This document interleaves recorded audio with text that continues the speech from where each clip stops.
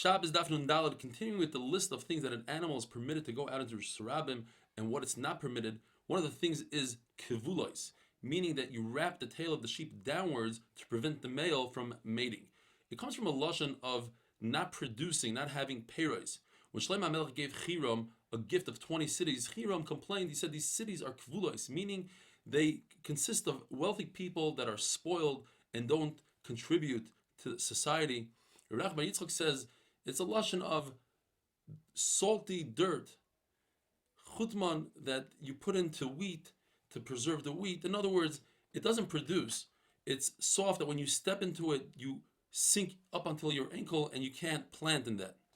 The Mishnah says they could go out with kvunais. Kvunais means it's a coat that protects the wool from the day the sheep is born so that it remains perfectly white, the wool. Tzrurois, as we learned yesterday, could either mean to cover the udders, to dry it out for milk, or to capture the milk. Rav paskins like Rabbi Yehuda that it depends. If you're trying to dry out the udders, then it could go out with that. If you're trying to capture the milk, you cannot go out.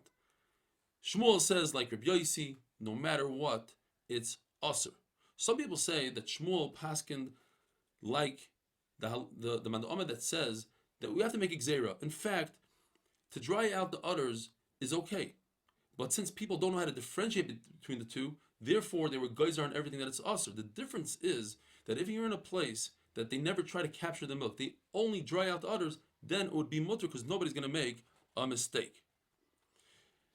The Mishnah says that a gamal should not go out with mitulteles. The third pshat in Rashi, and that's the one he likes the most, is it's a piece of leather that's strapped underneath the tail of the camel, and on top of that piece of leather you put a strap. This piece of leather prevents the strap from causing injury to the camel. So a camel cannot go out with this strap. It might fall down and you might pick it up, unless it's also strapped to the hump of the camel and therefore it won't fall off. You're not permitted to tie camels one in front of the other like a train, because that looks as if you're bringing them to the market to sell. But you're allowed to grab all their ropes, their leashes, and hold it in your hand, provided that you don't wrap it around your hand and make two knots. A double knot would constitute kilayim shatnez if you have ropes of tzemer and pishtim. To put a needle through one piece of cloth of tzemer and the other pishtim, that's not shatnez. And if you make a single knot, that's not shatnez. You have to make sure that when you hold these ropes in your hand, you don't have a tefach coming out from the bottom, because that will look as if you're carrying the rope. And the rope that's between your hand and the camel should not drag down and come close to the ground, a tefach. Although the halacha is 2 tefachim, but we're machmer 1 tefach.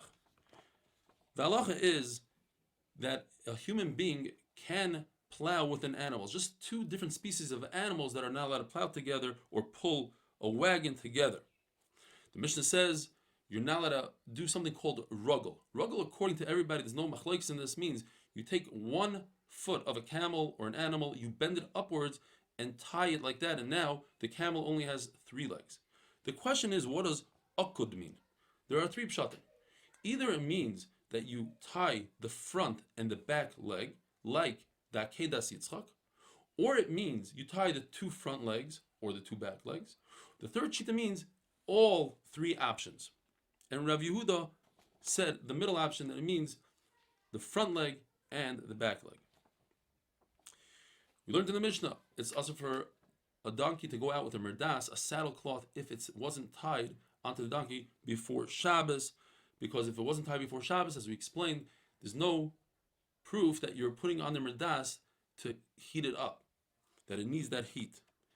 And a bell, even if it's stuffed with wool or something, it doesn't make a noise, it's usher to go out with it on Shabbos. And do not put a ladder by the animal's neck, which would prevent the animal from turning its neck and licking its wound. What if it falls? You might carry it. There's a certain bandage that you put on the bottom of the donkey's feet to prevent it from knocking each other. And a chicken, you tie some sort of string to the chicken's foot to differentiate between your chickens and your neighbor's chickens. That is all usher. Or you tie the 2 feet of the chicken together so that it doesn't spray pebbles and break dishes. The male sheep has a very long tail that drags on the ground, and Sometimes they would put wheels. That is also usher to do on Shabbos. Chanunois is usher. 4 pshatim. Either it means there's a toothpick of some sort of wood called chanon that you put into the nose of the sheep in order to cause it to sneeze, and by that it would sneeze out the worms in its nose. Another madam says it comes from the tree called roisam. Another pshat is that after you would shear its wool, it becomes really cold, so you put a compress of oil on its forehead. The Gemara says, if so, you just made the sheep mar ukva, meaning you made it important like a av bezin, like a wealthy person. Another pshat was, when it gives birth, you take a compress, you put it on its head, you put it on its womb to create heat. Says Rav Nachman, now you made it like my wife Yalta, you spoiled it. It doesn't make sense that people would treat their sheep like that. The pshat of chanon, that it's a piece of wood that goes into the nose, that makes sense. That fits into the word chanunos. But the other 3, we have to say that you were acting with chanon, with rachamim, compassion towards your sheep. A calf should not go out with something called a gimoin.